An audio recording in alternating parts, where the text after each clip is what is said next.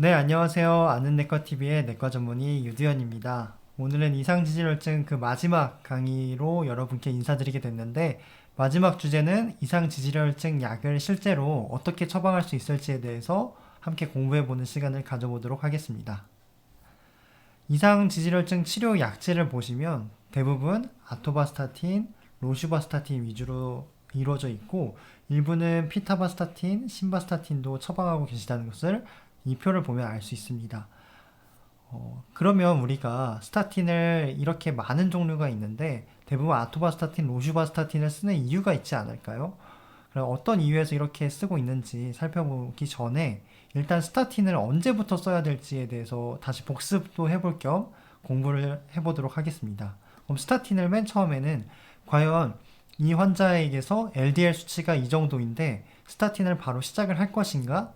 라고 고민을 해볼 수 있습니다. 이 표는 지난번에도 저희가 계속 이 표 가지고 공부를 했었는데 여기 보시면 보라색은 이제 투여를 시작하자라는 그런 뜻에 해당이 돼요. 근데 여기 보시면 중등도 위험군과 저위험군 같은 경우에서는 여기 밑에 이렇게 써 있어요.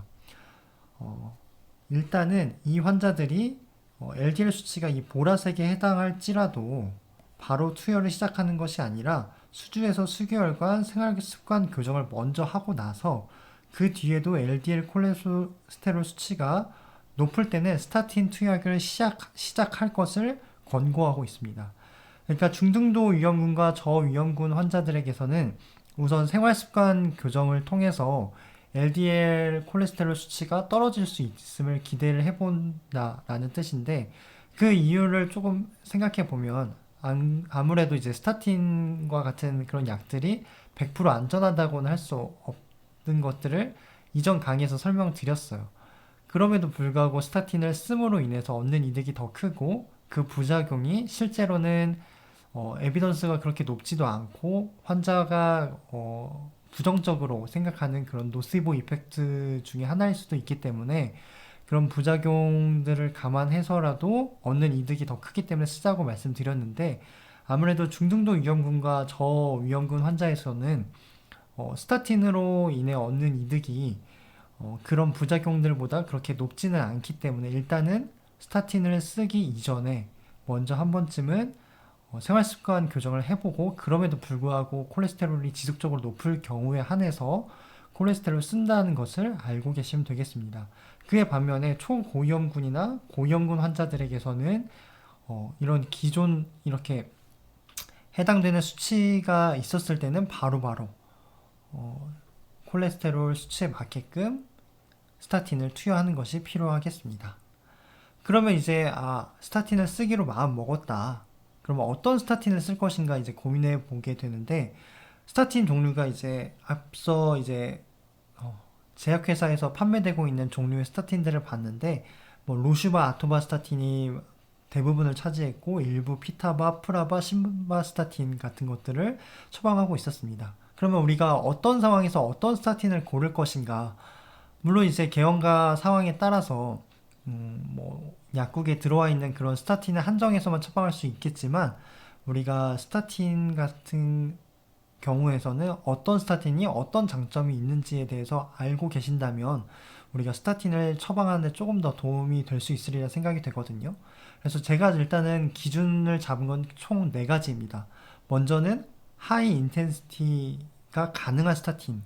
이게 하이 인텐시티라는 것은 베이스라인 대비 LDL 콜레스테롤 수치를 50% 이상 낮출 수 있는 그런 고강도의 스타틴을 말하는 건데 우리가 2차 예방이라고 하죠. 2차 예방이 뭐냐면 이미 어떤 심근경색이나 뇌졸중이 발생한 환자들에게서 두 번째로 또 그런 이벤트가 일어나지 않게끔 예방하는 걸 2차 예방이라고 하는데 그러한 상황에서는 고강도의 스타틴, 즉 베이스라인 대비 50% 이상의 그런 LDL 콜레스테롤 감소가 필요하다는 거죠. 근데 이렇게 고강도의 스타틴이 가능한 이 제형이 실제로 로슈바스타틴과 아토바스타틴 이 2가지 제형밖에 없다는 것입니다. 그렇기 때문에 앞서 그런 제약회사에서 가장 많이 팔리고 있는 종류의 스타틴이 로슈바스타틴과 아토바스타틴이었죠. 그 다음으로는 니온셋 DM이라고 해서 우리가 스타틴을 쓰게 된다면 당뇨가 필연적으로 혹은 뭐 예를 들어서 경구혈당 장애 그런 아슬아슬한 그 당뇨 전 단계 이런 환자들에게서도 당뇨가 발생할 수 있을 가능성이 있다라고 말씀드렸어요. 하지만 그로 인해서 얻는 당뇨가 발생해서 심혈관계 리스크가 증가하는 것보다 콜레스테롤 낮춤으로 인해서 심혈관계 합병증을 줄이고 생존율까지 개선하는 그 효과가 더 상회하기 때문에 우리가 그럼에도 불구하고 스타틴을 써야 된다고 말씀드렸었죠. 그래서 이런 부분이 그럼에도 불구하고 걱정되시는 그런 개원과 선생님들이나 환자분들께는 그 대안으로 미국 가정의학과 학회였죠. 지난번에 피타바스타틴과 프라바스타틴을 권고하고 있었습니다. 하지만 에비던스가 그렇게 높지는 않아서 여러 가이드라인에서 제시하고 있지는 않는데 그래도 참고하셨으면 좋겠습니다.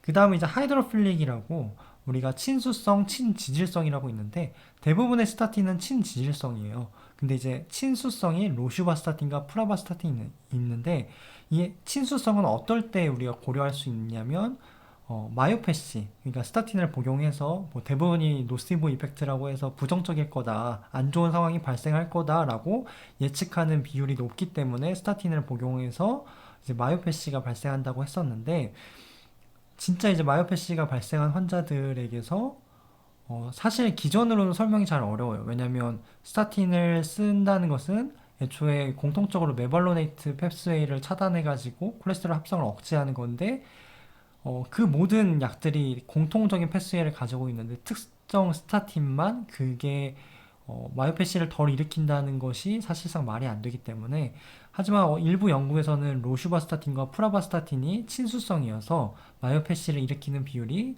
상대적으로 적었다라고 하는 그런 보고가 있었습니다. 그래서 혹시나 만약에 어떤 뭐 스타틴을 먹고 나서 뭐 근육통이 생겼다 그렇게 호소하시는 환자분들께는 우리가 친수성으로 로슈바나 프라바스타틴을 대안으로 처방해 볼 수 있겠다라고 생각해 주시면 되게 좋겠고요. 그 다음에 이제 신장으로 배출되는 비율이 2% 미만인 그런 스타틴이 두 종류가 있는데 아토바스타틴과 플루바스타틴이에요.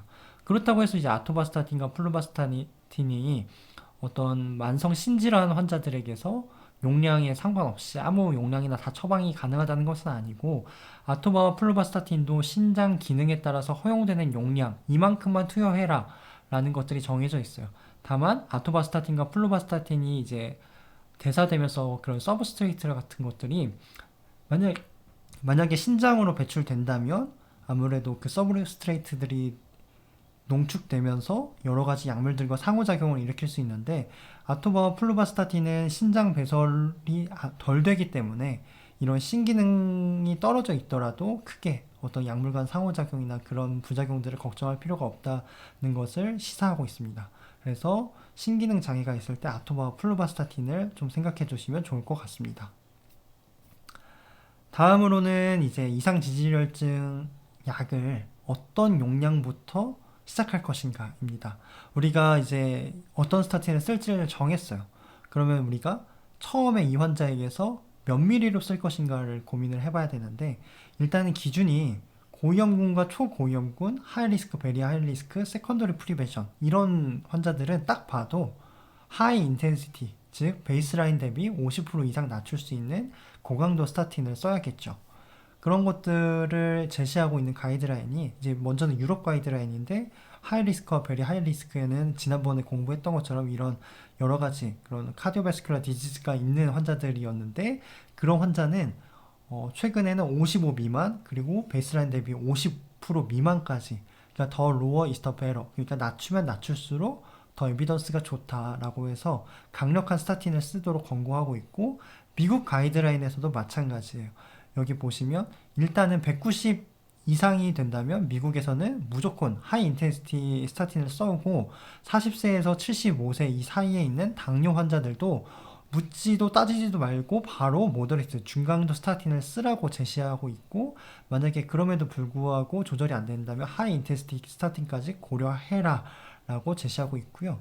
여기 보시면 세컨더리 프리벤션 즉 MI와 스트로크가 이미 발생한 환자들에게서 일단 75세 미만이면 하이 인텐시티 스타틴을 쓰고 75세 이상이면 이제 고강도 스타틴을 쓰면 지난번에 이제 고령일수록 여러 가지 합병증이 발생할 수 있는 리스크가 올라간다고 했는데 뭐 이런 에비던스가 높지는 않지만 고강도 스타틴을 쓰거나 아니면 모더레이트에서 하이 인텐시티 스타틴까지 일단은 이니셜 도즈로 시작해 볼 수 있다라고 되어 있고, 베리 하이 리스크에서는 일단은 최대한 스타틴을 써볼 수 있을 때까지는 써봐라, 올릴 수 있을 때까지는 올려라 라고 제시하고 있었습니다. 그러면 아까 말씀드렸듯이 하이 인텐시티는 베이스라인 대비 50% 이상 낮출 수 있는 고강도 스타틴을 얘기하는 건데, 이게 가능한 제형이 아까 두 가지 있다고 말씀드렸죠. 첫 번째는 아토바스타틴, 두 번째는 로슈바스타틴이었어요. 그러면 그것도 어떤 몇 미리가 하이 인텐시티인지 알아봐야 되겠는데, 대개는 40ml, 80ml, 즉 40ml 아토바스타틴부터 하이 인텐시티 스타틴이 적용이 되고, 로슈바스타틴 같은 경우는 20ml, 40ml 이 두 가지 제형, 즉 20ml 이상부터 하이 인텐시티 스타틴이라고 적용할 수 있겠습니다. 하지만 우리나라 같은 경우에서는 로슈바스타틴이 다른 나라들보다 더 LDL 콜레스테롤을 떨어뜨리는 효과가 더 우수하다고 알려져 있어요. 그래서 보통은 여기 40하고 80이 아토바스타틴이 하이 인텐시티였는데, 로슈바는 5에서 10ml, 그러니까 기본 스탠다드 도즈부터 벌써 50% 이상의 콜레스테롤을 낮출 수 있는 효과를 우리나라에 한해서 적용할 수 있다고 나와 있기 때문에 한번 예시를 들어볼게요. 만약에 MI 스트로크가 있었던 환자에서 세컨더리 프리벤션을 목적으로 해서 일단 스타틴을 써보려고 했는데 마침 LDL이 180이었어요. 그러면 우리는 아토바스타틴을 몇 미리 써야 될까요? 아까 말씀드렸듯이 하이 인텐시티 스타틴을 써야 되는데, 하이 인텐시티는 40ml부터 말씀드렸었죠. 그래서 40ml가 정답이겠고, 크레스터는 이제 로슈바스타틴의 상품명인데, 얘 같은 경우에는 5ml, 10ml부터 하이 인텐시티 스타틴이라고 했는데, 이왕이면 10ml부터 쓰는 것을, 아무래도 초고위험군이니까 써볼 수 있겠죠. 그 다음은 이제 몇 미리부터 시작할지에 대해서 말씀드렸어요. 그 다음에는 스타틴의 종류를 만약에 바꾸고 싶어요.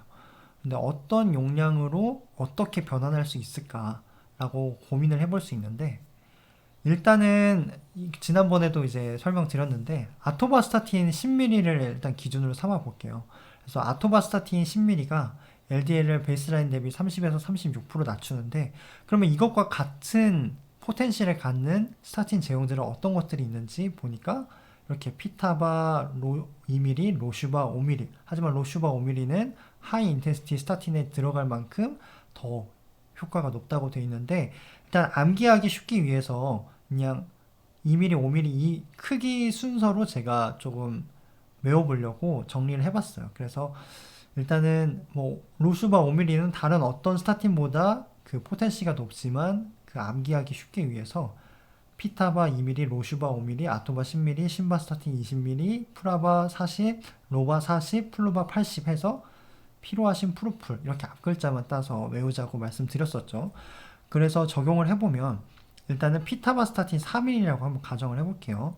피타바스타틴 3mm는 일단은 스탠다드 도즈가 아토바 10mm랑 비교했을 때 2mm부터 시작하는데, 그거에 더블링을 한 번 한 효과랑 똑같다고 할 수 있겠죠. 그러면 이것을 아토바스타틴으로 바꾸고자 한다면 10mm에서 마찬가지로 더블링을 한 번 한 20mm로 바꿀 수 있겠죠. 그래서 이제 로슈바스타틴 같은 경우에는 하지만 여기 만약에 5mm가 있다고 하지만 2mm보다 5mm를 적용하면 오히려 피타바스타틴을 더블링 한 2번 한 것보다도 더 포텐시가 높다고 할 수 있겠습니다. 이것도 이제 또 추가적인 예시인데 한번 뭐 많이 연습을 해보면 해볼수록 더 와닿으니까 한번 해볼게요. 일단은 로슈바스타틴 5mm라고 해볼게요. 로슈바스타틴 5mm는 아까 말씀드렸듯이 하이 인텐시티를 할 만큼 포텐시가 높다고 말씀드렸고, 그러면 리피토는 아토바스타틴인데 아토바스타틴 같은 경우는 하이 인텐시티 스타틴이 40ml부터 적용이 되겠죠. 그 다음에 타원에서 예를 들어서 아토바스타틴 10ml를 하고 있어요. 근데 리바로 같은 경우는 피타바스타틴인데 이 10ml와 동일한 용량이 아까 말씀드렸듯이 피타바 2ml랑 동일하다고 했기 때문에 리바로를 쓰려면 2ml로 변환을 해줄 수 있겠습니다. 다음 이제 세 번째 단계에서는 에제티마이브를 언제, 뭐 에제티미브라고 많이들 표현하시더라고요. 에제티미브를 언제 추가할까라고 일단 생각해 볼 수 있겠는데, 이제 에제티미브를 더하면 예를 들어서 우리가 1 더하기 1은 2가 아니라 1 더하기 1은 그 2 이상, 뭐 3, 4 이 정도까지 해당할 수 있을 만큼 에제티마이브는 시스타틴에 덧붙이게 되면 LDL 콜레스테롤을 훨씬 더 많이 떨어뜨릴 수 있는 용도로 쓰일 수 있다고 생각하시면 좋겠어요. 근데 일단은 먼저 우리가 스타틴을 도즈업하는 순서를 살펴볼게요. 아토바스타틴, 로슈바, 심바스타틴 이런 것들이 일단은 에제티마이브와 복합제로 쓰일 수 있어요. 그래서 일단 우리가 아토바, 로슈, 심바스타틴을 먼저 기억을 해 두시고, 얘네들을 이제 증량할 때 룰오브 6라고 해서 우리가 꼭 알아둬야 될 그런 용어인데, 이제 스타틴을 더블링하면 LDL을 감소시키는 효과가 6% 늘어난다는 뜻이거든요. 예를 들어서 심바스타틴을 20mg로 올리면 감소시키는 효과가 6% 늘어나고, 거기서 한번 또 올리면 6%, 한번 또 올리면 또 6%라고 알고 계시면 돼요. 아토바스타틴을 다시 적용을 해보면 아토바스타틴 10mg와 80mg는 더블링을 두 번 한 거기 때문에 6% 더하기 6%는 12%죠. 거기다 한 번 또 더하면 18%인데, 이 더블링을 3번 한 것과 동일한 효과를 이끌어내는 게 바로 에제티미브의 효과예요. 근데 이제 로슈바스타틴 같은 경우에는 애초에 스타틴과 비교했을 당시에 5mm가 바로 하이 인텐시티에 들어가기 때문에 여기다 에제티미브를 더하면 엄청난 LDL 콜레스테롤을 떨어뜨리는 효과를 이끌어낼 수 있겠습니다. 그래서 아까 설명드린 것처럼 에제티미브와 복합제는 이 세 가지 종류의 스타틴만 있고요. 에제티미브는 일단 10mg로 고정되어 있어요. 그리고 여기서 만약에 우리가 LDL 콜레스테롤을 아무리 써도 안 떨어지는 그런 환자들이 있어요. 물론 우리가 뭐 스타틴을 하이 인텐시티만 써도 떨어지면 좋겠지만, 하이 인텐시티 스타틴을 씀에도 불구하고 LDL이 안 떨어지는 그런 환자분들이 계시거든요. 그런 경우에는 에제티미브를 이렇게 덧붙이면 우리가 기대하는 LDL 로어링 이펙트를 나타낼 수 있겠죠. 그래서 이렇게 에제티미브를 10mg로 고정한 상태에서 스타틴을 여러 가지 용량을 변경해서 이렇게 투여를 해볼 수 있겠습니다. 다음은 이제 뭐 피타바, 프라바, 로바, 플루바스타틴의 제형들을 이렇게 가지고 왔는데, 이렇게 피타바는 1mm, 2mm, 4mm가 현재 시중에 있고, 프라바는 5mm, 10mm, 20mm, 40mm 제형이 있고, 로바스타틴 같은 경우는 20mm 제형만 있고, 플루바스타틴은 20mm, 40mm, 80mm 제형이 있고요. 그 다음에 에제티미브도 단독 제형으로 10mm가 현재 유통이 되고 있습니다. 그래서 일단은 뭐 예를 들어서 아토바스타틴 10mm에다가 에제티미브 10mm를 더한 그 이펙트와 동일한 효과는 여기 크레스토, 즉 로슈바스타틴 20mm와 동일한 효과를 이끌어낼 수 있겠다고 정리하시면 되겠습니다. 다음으로는 우리가 고중성 지방혈증을 어떻게 치료할지에 대해서 좀 알아볼게요.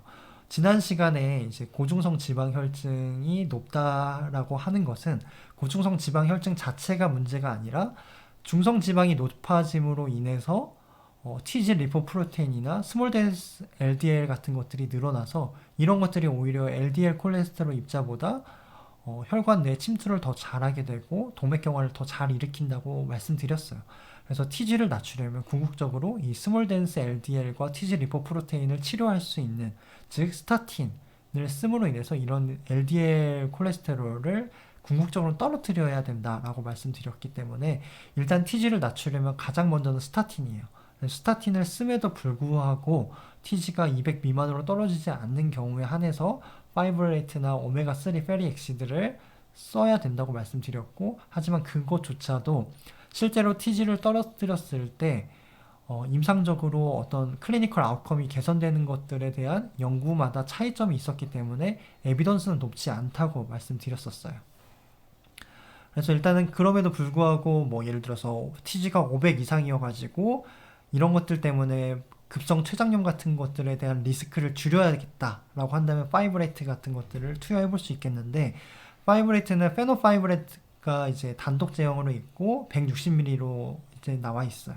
그리고 이 파이브레이트와 복합제를 적용할 수 있는 스타틴 종류는 프라바스타틴, 피타바스타틴, 신바스타틴이 있는데 여기 보시다시피 뭐 아토바스타틴과 로슈바스타틴은 빠져 있죠. 그래서 프라바페닉스, 뉴스타틴, 콜립정 이런 것들이 있는데 참고해 보시면 좋을 것 같고 여기서 또 이제 추가적으로 말씀드릴 것은 파이브레이트는 이제 신기능 장애랑 담석이 있는 환자에서는 금기로 알려져 있습니다.